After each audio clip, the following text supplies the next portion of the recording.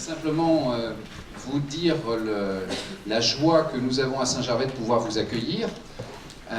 C'est un honneur d'accueillir toutes ces plumes et puis d'accueillir aussi un académicien qui est un de mes paroissiens, comme il me le dit souvent, Jean-Christophe Ruffin, et qui a fait un magnifique ouvrage qu'on trouve dans toutes les bonnes librairies et édité par un éditeur du pays du Mont-Blanc, Immortelle Randonnée. Voilà, Immortelle Randonnée. Et là, en l'occurrence, je suis très heureux et fier de voir la vitalité aussi de cette presse de montagne, parce que qui dit presse dit écrit.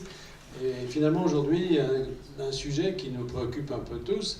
Et c'est pour ça d'ailleurs que j'ai fait un livre aux éditions Guérin pour soutenir ces maisons d'édition régionales. C'est la question de la littérature de montagne. Au fond, il y a une tradition dans ce domaine, une tradition qu'il faut faire vivre, qui a été très brillante, qui l'est toujours, mais peut-être avec moins de facilité à percer au milieu des productions médiatiques d'aujourd'hui. Donc qu'il y ait une presse montagne, qu'elle soit vivante, qu'elle soit honorée ce soir, c'est évidemment un plaisir et je suis très heureux et je vous en remercie de m'avoir convié à participer en tant que spectateur, je le dis vraiment, à cet événement. Merci à tous. Merci Jean-Christophe.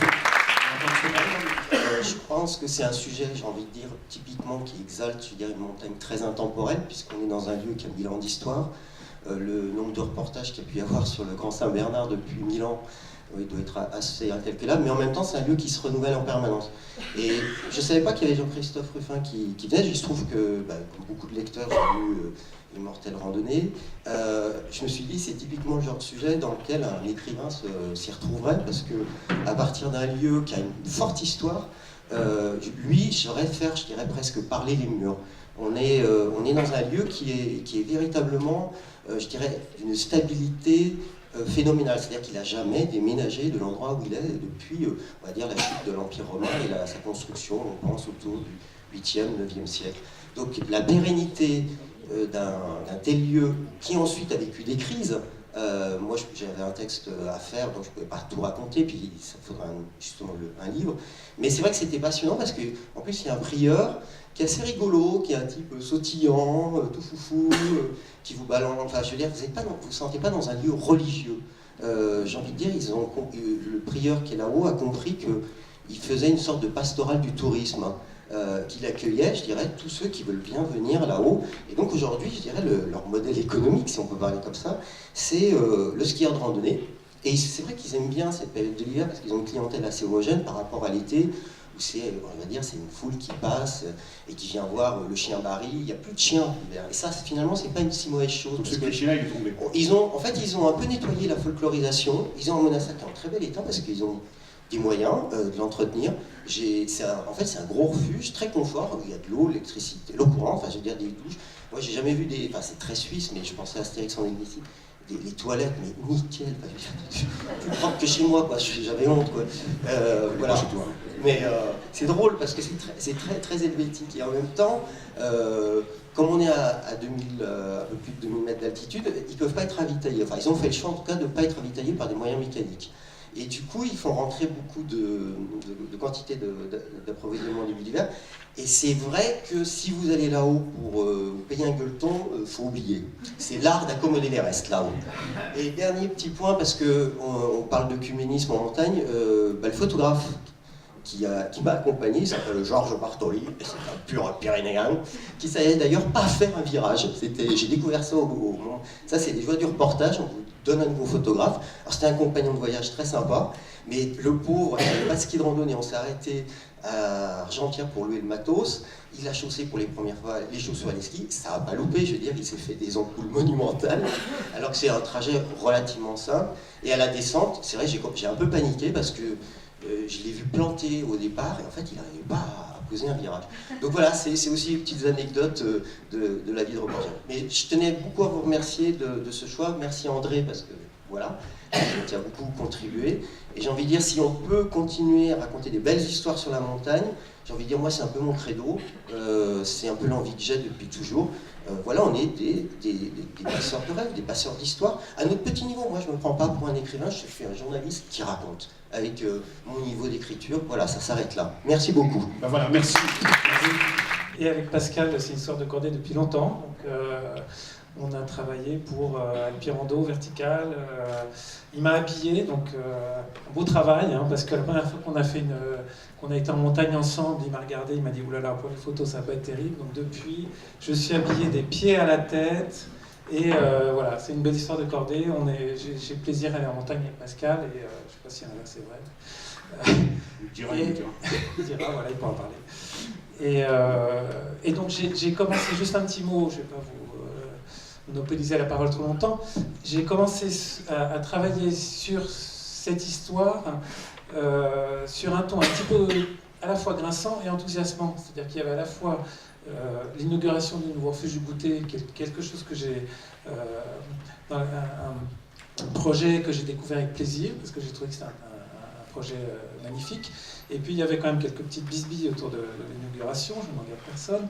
Et puis on parlait de gendarmes en montagne, ce qui faisait aussi grincer quelques dents dans la vallée. Voilà. Donc j'ai commencé à travailler sur ce sujet, puis petit à petit, je me suis dit que ce serait un petit peu dommage de réduire ce moment qui est important dans la vallée à ces grincements. Et donc j'ai joué un petit peu des coudes, obtenu un peu plus de place pour raconter cette histoire, et j'ai réussi j'ai essayé de faire ce que j'aime bien quand j'écris, c'est-à-dire un grand écart où j'essaye toujours de, donc je vous remercie de l'avoir senti, enfin, j'espère que ça passe, de transmettre un plaisir que j'ai moi à être en montagne. Voilà. Et donc j'aime bien que les histoires ne soient pas seulement, vous avez parlé de drame, oui, d'accidents, d'un débat qui n'était pas facile sur la surfréquentation du Mont Blanc. Est-ce que oui ou non, il faut essayer de limiter, comment faire, voilà. Donc j'aime bien essayer d'aborder ces débats, mais j'aime bien qu'il y ait aussi le plaisir que je ressens. Moi, c'est une montagne que j'adore. J'aime bien ce qu'on ressent sur l'arête des Bosses quand on est au lever du soleil. Voilà, donc j'essaye de faire ce grand écart. Et 6 papiers en 6 jours, je crois, dans le oui. 6 jours. Je suis fière que ce reportage ait été primé, parce que c'est tout à fait la montagne que j'ai envie de donner à voir. La Grave, c'est un spot de hors-piste qui est connu dans le monde entier, et pourtant c'est un village de 700 habitants qui est resté le même, avec quelques commerces, quelques hôtels dont les prix, je pense, sont imbattables dans toutes les Alpes, et avec des habitants au caractère bien trempé, qu'il a fallu convaincre, qu'il a fallu aller chercher, parce que ça fait partie de ces endroits de montagne où on n'est pas forcément, en tant qu'équipe de télé, accueillis les bras ouverts. Il faut les convaincre, parce que c'est des gens qui n'ont pas forcément envie de passer à la télé, c'est leur droit, et c'est souvent ces gens-là qui ont le plus de choses à raconter. Et puis c'est aussi une station intéressante, parce que c'en est pas une finalement. C'est une station sans piste damée, sans remontée mécanique, et où la montagne justement est reine. C'est-à-dire que l'homme s'incline devant la montagne, c'est ça qui m'a vraiment fascinée. La montagne, eh bien, on la laisse parler, on ne déclenche pas les avalanches, on l'observe 3 ou 4 fois par jour avec des guides spécialisés qui font de l'observation du manteau neigeux. Et puis, tout est basé sur la responsabilisation des skieurs, la prévention. Les skieurs, on les attend à l'entrée du téléphérique, on leur demande s'ils sont équipés, s'ils savent là où ils vont évoluer dans un domaine hors piste, qui justement est réservé à des connaisseurs de la montagne. Et donc ça, je pense que c'est important. Donc du coup, ça nous encourage, nous, en tant que correspondants dans les Alpes, continuer à donner à voir cette montagne encore sauvage, qui parfois, où il n'y a pas forcément plein de remontées mécaniques, et où l'homme l'appréhende, cette montagne, avec respect et humilité. Et je crois qu'en ces temps où la neige manque un petit peu, c'est important de se rappeler que c'est la montagne qui décide, et pas l'homme. Alors, puisque tu as le micro, garde-le. Faire exister la montagne sur une chaîne généraliste comme TF1, facile, difficile? Très facile. Parce que on a la chance d'avoir des rédacteurs en chef qui aiment la montagne et qui sont fascinés par la montagne, par aussi les montagnards en général. Donc c'est une mission qu'on a. En plus de goûter toutes les tartiflettes des stations de ski, et on essaye de la raconter, cette montagne, et d'aller chercher les gens. Et moi, ce qui m'intéresse justement, c'est d'ouvrir ma carte des Alpes et d'aller chercher le village qu'on ne connaît pas, la petite station où les gens arrivent encore à travailler, ou le petit hameau où justement on se dit comment les gens font pour vivre encore, avoir une activité dans des coins un petit peu reculés comme ça.